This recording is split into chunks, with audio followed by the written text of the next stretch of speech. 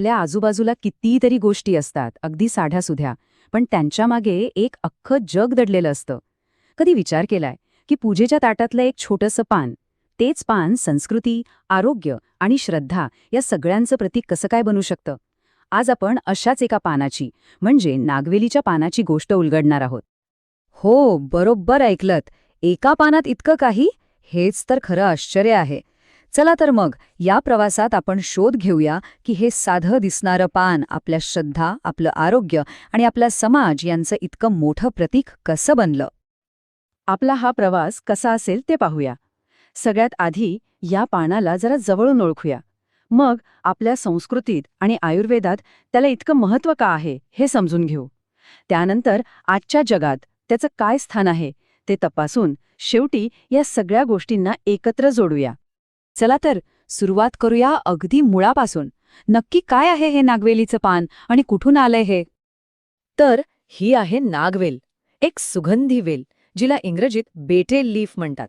पण आपल्यासाठी ते आहे विड्याचं पान, किंवा अगदी सोप्या भाषेत सांगायचं तर पान. हा शब्द आपल्या सगळ्यांच्याच अगदी जवळचा आणि ओळखीचा आहे, नाही का? आणि गंमत अशी आहे की पान म्हटलं तरी ते एकसारखं नसतं बरं का. आपल्या भारतातच पहा ना, बंगला, कपुरी, साची आणि मघई असे कितीतरी वेगवेगळे प्रकार आहेत. आणि प्रत्येकाची चव वेगळी, सुगंध वेगळा आणि ओळखही अगदी वेगळी. पानाची ओळख तर झाली, पण त्याची खरी जादू तर आपल्या संस्कृतीत दडलेली आहे. चला पाहूया हे पान आपल्या परंपरांमध्ये किती खोलवर रुजलेलं आहे. ह्या पानाचं महत्त्व काही आजकालचं नाहीये. याचा वारसा हजारो वर्षांचा आहे. म्हणजे विचार करा, हजारो वर्षांपासून ते आजच्या दिवसापर्यंत, शुभ कार्यांपासून ते आदरातिथ्यापर्यंत ते आपल्या परंपरेचा एक अविभाज्य भाग राहिलाय. बघा, एकाच पानाची किती वेगवेगळी रूपं आहेत. देवघरात ते पूजेचं साहित्य बनतं, तर दारात आलेल्या पाहुण्यांसाठी आदराचं प्रतीक. प्रत्येक भूमिकेत ते आपलं महत्त्व अगदी जपून आहे. संस्कृतीनंतर आता वळूया आरोग्याकडे. आयुर्वेदात या साध्या दिसणाऱ्या पानाला एक नैसर्गिक उपचार म्हणून किती महत्त्वाचं स्थान दिलं गेलंय ते आता पाहूया. आयुर्वेदाचं शास्त्र काय सांगतं, तर शरीरातल्या ऊर्जा संतुलित हव्यात. याच शास्त्रानुसार नागवेलीचं पान शरीरातील वात आणि कफ या दोन दोषांना संतुलित करायला मदत करतं. त्याचे उष्ण गुणधर्म वात नियंत्रित करतात, तर त्याची थोडी तुरट चव कफावर नियंत्रण मिळवते. हा उपाय तर कदाचित अनेकांना आठवत असेल, नाही का? छाती भरल्यावर किंवा सर्दी झाल्यावर पानं थोडी गरम करून छातीवर ठेवणं. हा साधा सोपा घरगुती उपाय म्हणजे आपल्याला पिढ्यानपिढ्यांपासून मिळालेला एक वारसाच आहे. आणि हे फक्त पारंपरिक ज्ञान नाहीये. आधुनिक विज्ञानसुद्धा याचं महत्त्व मान्य करतं. या पानात व्हिटॅमिन सी, कॅल्शियम आणि आयर्न सारखे आपल्या शरीराला आवश्यक असलेले महत्त्वाचे घटकही सापडतात. इतकंच नाही, ह्या पानाचे औषधी उपयोग तर खूपच वेगवेगळे आहेत. तोंडाच्या स्वच्छतेपासून ते वेदना कमी करण्यापर्यंत, त्वचेच्या समस्यांपासून ते पचन सुधारण्यापर्यंत कितीतरी गोष्टींमध्ये याचा उपयोग होतो.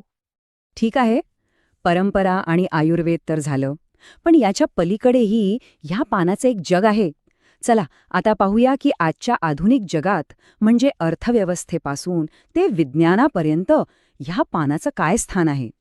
हे लक्षात घेणं खूप महत्त्वाचं आहे की नागवेलीची शेती केवळ एक परंपरा नाही, तर अनेकांसाठी त्यांच्या रोजच्या जगण्याचा आधार आहे. हे एक महत्त्वाचं नगदी पीक आहे, जे हजारो शेतकऱ्यांच्या घराला आर्थिक बळ देतं. आणि इथेच तर खरी गंमत आहे. जुनं आणि नवं ज्ञान एकत्र येतं. ज्या गोष्टींवर आपले पूर्वज अनुभवाने विश्वास ठेवत होते, त्याला आता आधुनिक वैज्ञानिक संशोधनही दुजोरा देत आहे. म्हणजे परंपरा आणि विज्ञान हातात हात घालून चालत आहेत. पण इथे एक गोष्ट अगदी स्पष्टपणे समजून घेणं खूप गरजेचं आहे. आपण ज्या फायद्यांबद्दल बोलतोय ते आहेत केवळ साध्या पानाचे. जेव्हा त्यात तंबाखू किंवा इतर हानिकारक पदार्थ मिसळले जातात, तेव्हा ते अमृत नाही तर विष बनतं. हा फरक लक्षात ठेवणं खूप महत्त्वाचं आहे. तर मग या संपूर्ण प्रवासातून आपण काय शिकलो? चला, या एका पानाच्या अनेक अर्थांना एकत्र जोडून एक शेवटचा आढावा घेऊया. परंपरा, आरोग्य आणि श्रद्धा यांचा एक सुंदर संगम. खरंच या एका वाक्यात नागवेलीच्या पानाचं सगळं सार सामावलेलं आहे. ते केवळ एक पान नाही, तर या तिन्ही गोष्टींना एकत्र आणणारा एक जिवंत दुवा आहे. आणि जाता जाता एक विचार सोडून जातोय. आपल्या आजूबाजूला अशा कितीतरी सामान्य दिसणाऱ्या वनस्पती असतील ज्यांच्यात अशाच अद्भुत कथा दडलेल्या असतील, नाही का? कदाचित आजच्या या माहितीनंतर आपण आपल्या सभोवतालच्या निसर्गाकडे थोड्या वेगळ्या आणि अधिक जिज्ञासू नजरेने पाहू लागू.